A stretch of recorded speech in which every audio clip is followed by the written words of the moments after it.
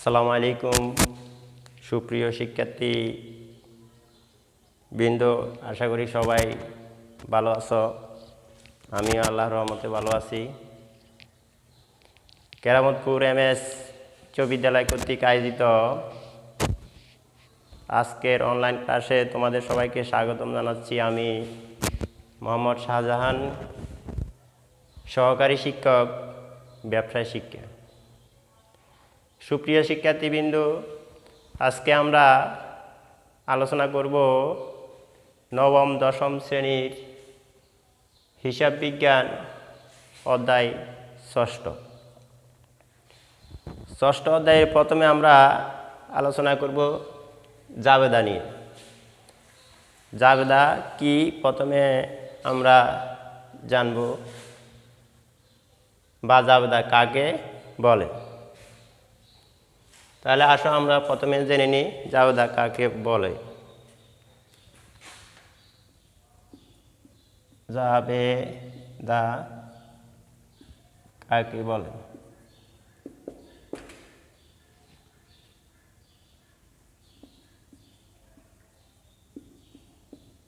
জাবেদা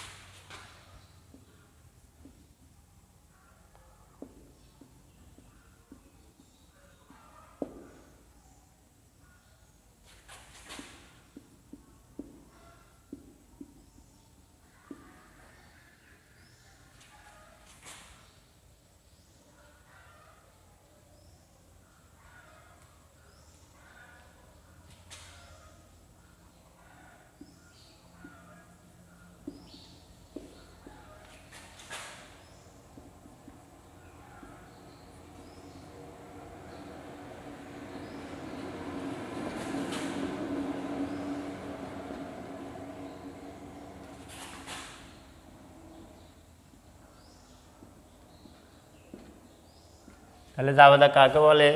লেনদেনের debit credit বিশ্লেষণ করে তারিখের ক্রম অনুসারে ব্যাখ্যা সহ যে বইতে লিপিবদ্ধ করা হয় তাকে জাবেদা বলে। অর্থাৎ প্রত্যেকটা লেনদেন সংগঠিত হওয়ার পর সেই লেনদেনগুলোকে ডেবিট ক্রেডিট পক্ষ বিশ্লেষণ করে তারিখ অনুসারে এবং সেখানে ব্যাখ্যা সহ যে বইতে আমরা লিখব সেটাকে জাবেদা বলা হয়। তো জাবেদা কে সাধারণত হিসাবের প্রাথমিক বইও বলা হয়ে থাকে। এরপরে আসো আমরা এবার জাবেদার শ্রেণী বিভাগ সম্পর্কে জানব। জাবেদার শ্রেণী বিভাগ, জাবেদাকে সাধারণত দুই ভাগে ভাগ করা হয়। জাবেদাকে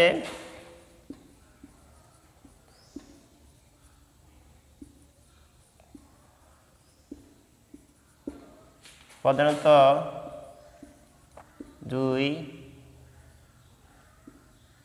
ভাগে করা হয়।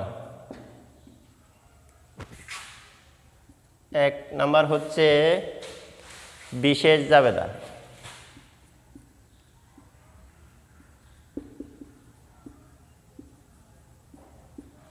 দুই নাম্বার হচ্ছে প্রকৃত জাবেদা।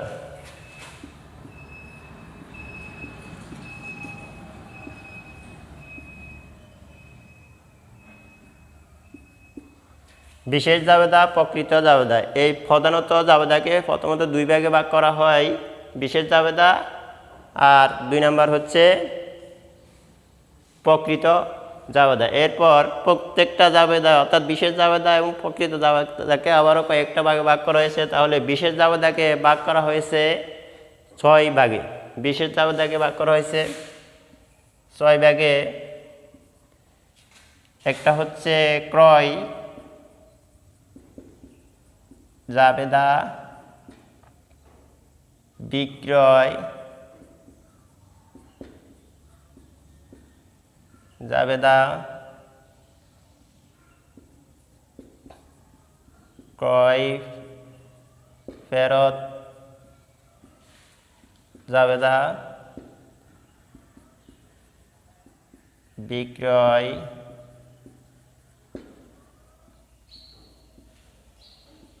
ফেরত জাবেদা,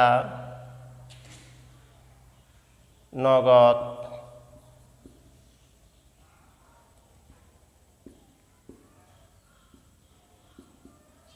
প্রাপ্তি জাবেদা, নগদ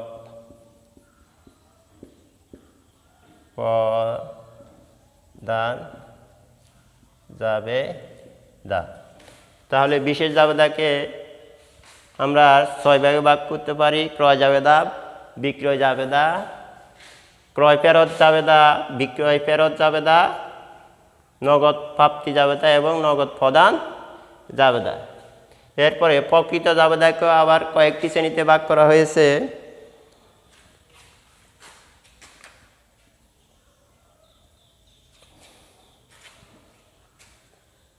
প্রকৃত জাবেদাগুলোর শ্রেণীবিভাগ হচ্ছে: প্রথম হচ্ছে সংশোধনী জাবেদা, প্রথম হচ্ছে সংশোধনী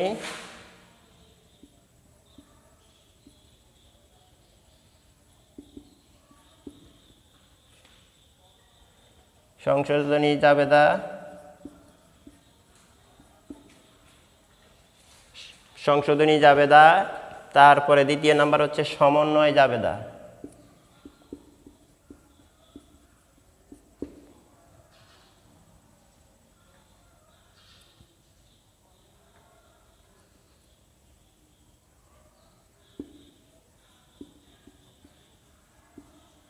জাবেদা। এরপরে হচ্ছে সমাপনী জাবেদা,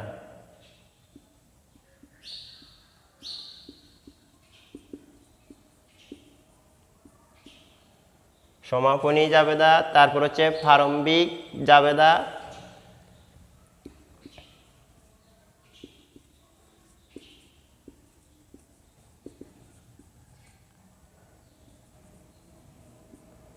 তারপরে হচ্ছে সর্বশেষ হচ্ছে অন্যান্য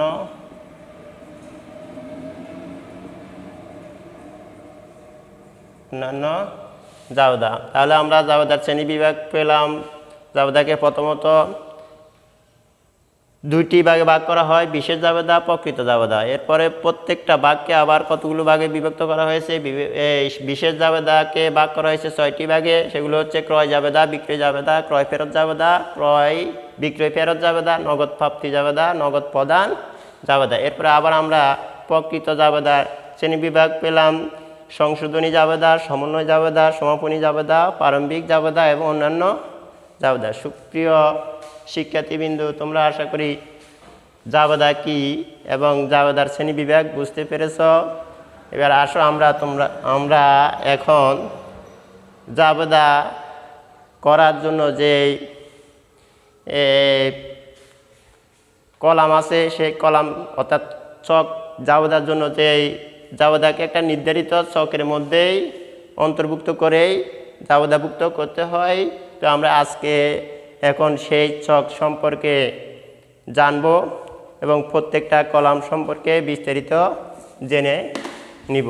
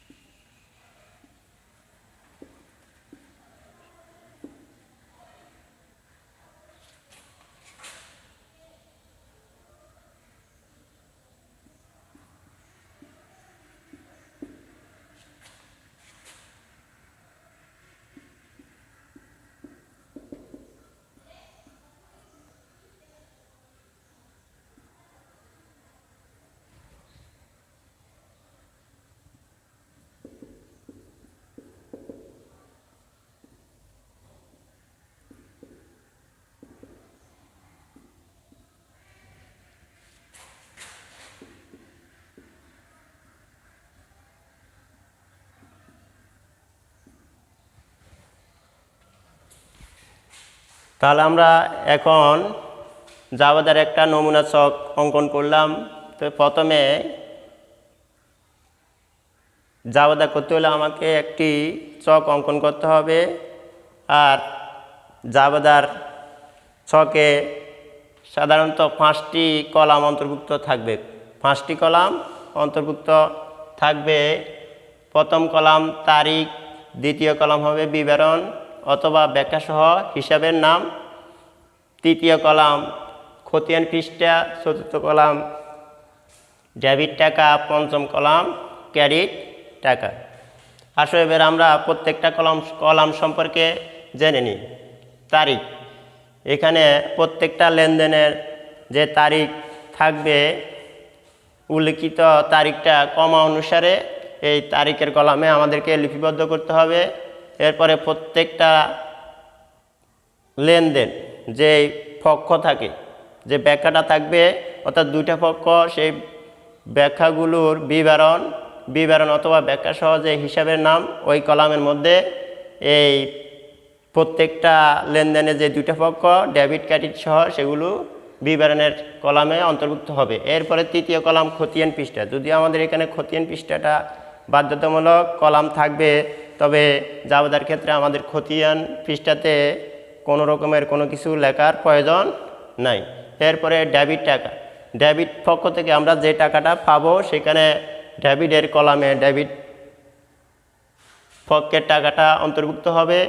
ক্রেডিটের পক্ষে এরপরে ক্রেডিট কলামে যেই পক্ষটা ক্রেডিট হবে সেই পক্ষের ক্রেডিট টাকাটা ক্রেডিট কলামে অন্তর্ভুক্ত হবে। সুপ্রিয় শিক্ষার্থীবৃন্দু, তোমাদেরকে আমি আরেকটা জিনিস বলে রাখি, অর্থাৎ প্রত্যেকটা তারিখের প্রত্যেকটা লেনদেনের ডেবিট পক্ষ এবং ক্রেডিট পক্ষের টাকার পরিমাণ জাবেদায় অবশ্যই সমান হবে এবং যোগফলটাও সর্বশেষ আমরা যে যোগটা করব সেখানেও ডেবিট পক্ষের টাকা এবং ক্রেডিট পক্ষের টাকা সমান হবে।